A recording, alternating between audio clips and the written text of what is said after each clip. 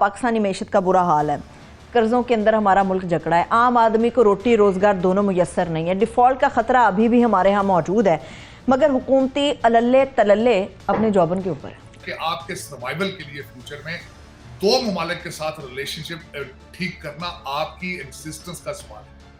वो दो मुल्क कौन है? एक भारत है और एक अफगानिस्तान। और आपने दोनों के साथ फॉरेन पॉलिसीज में ब्लंडर किया।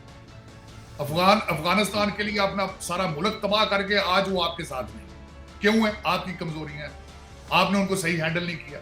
भारत के साथ आज शहबाज शरीफ साहब ने ये तो बिल्कुल फरमाया है कि 4 जंगें हमने खेल के 4 जंगें लड़ के सबक सीख लिया है, लेकिन आखिर में जाके फिर उनके जो उनको चीज नहीं पसंद आपने फिर उस पर जाके पुश किया है। मेरा जो अगर जाती तौर पे पूछे, मैं I am a firm believer of having a good relationship with India. आपकी जरूरत, ट्रेड आपकी जरूरत है, दालें, गंदम, चीनी, सारी चीजें, अद्वियात इंपोर्ट करना आपकी मजबूरी है भारत से। बिल्कुल। और उसमें 2 मिसालें मैं ये देना चाहता हूँ। वाजपेयी साहब आए थे यहाँ पे अपना पॉलिटिकल कैपिटल बर्न करके, रिस्क लेकर। उसके बाद मोदी साहब आए यहाँ पे रिस्क लेकर।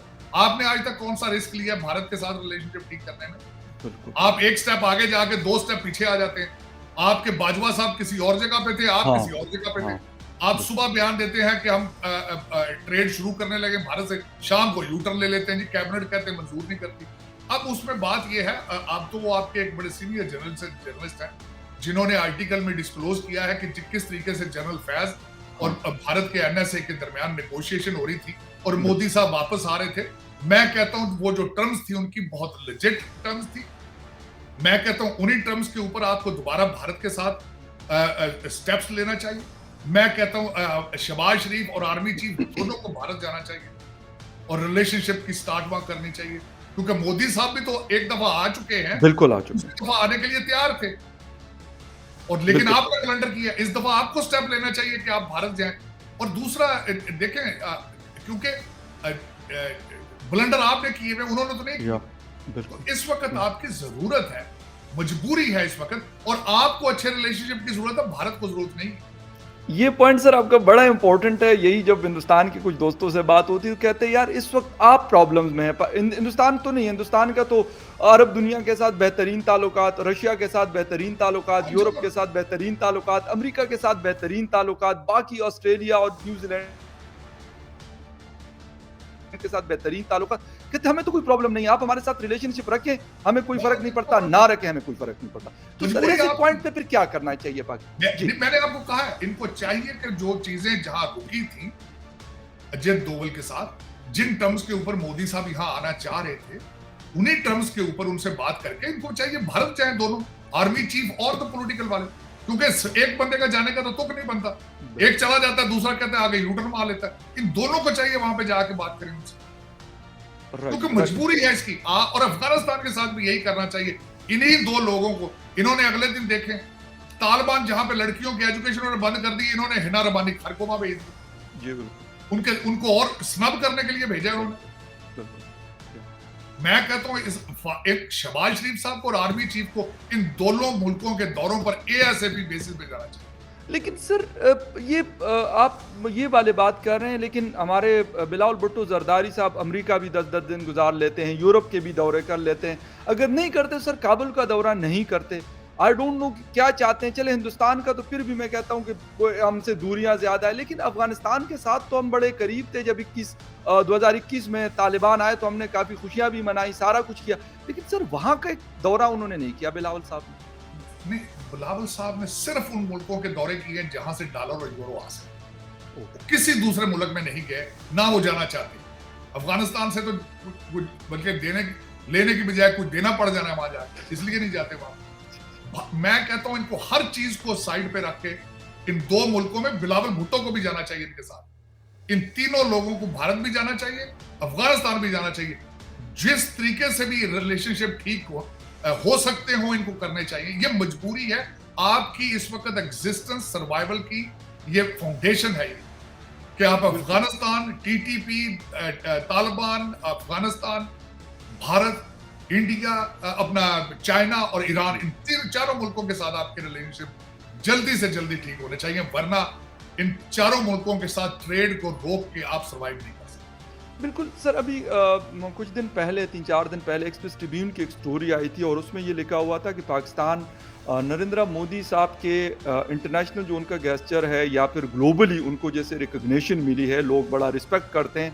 कहते हैं पाकिस्तान उससे बड़ा परेशान है कि यार मतलब उनका इन्फ्लुएंस न सिर्फ ये कि हिंदुस्तान के लोगों के ऊपर या हिंदुस्तान के अंदर है, बल्कि हिंदुस्तान से बाहर उन कंट्रीज में भी है जहाँ किसी ज़माने में पाकिस्तान को काफ़ी अहमियत दी जाती थी, पाकिस्तान को सुना जाता था।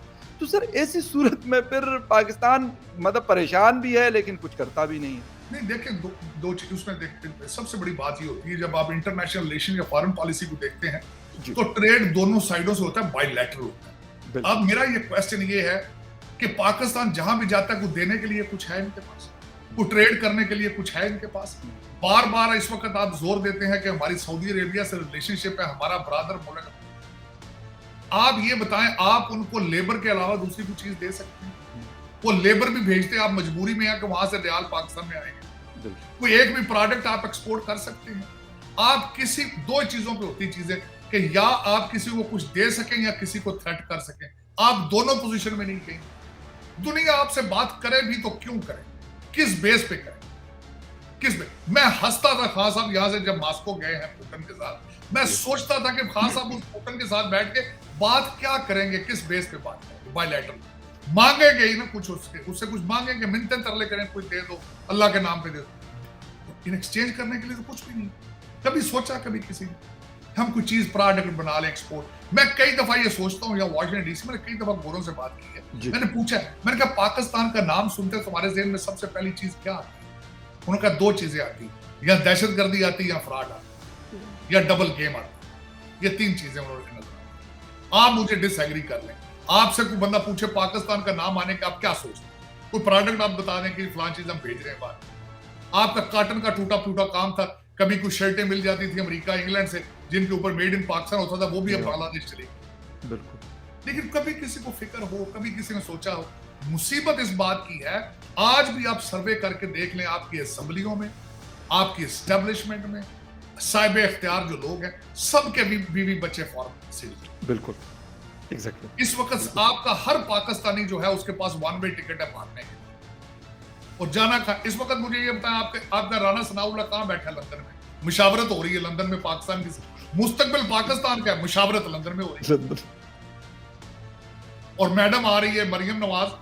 मुझे सबसे समझ नहीं आती कि इतनी दुनिया बेजार है, एक ही फैमिली में चीफ मिनिस्टर हो वो भी इनका, वजीर भी हो तब भी इनका, MNA हो तब भी, अपनी फैमिली का बच्चा कोई ना मिलता हो तो फिर किसी को बाहर टिकट देते। ये सियासत है ये।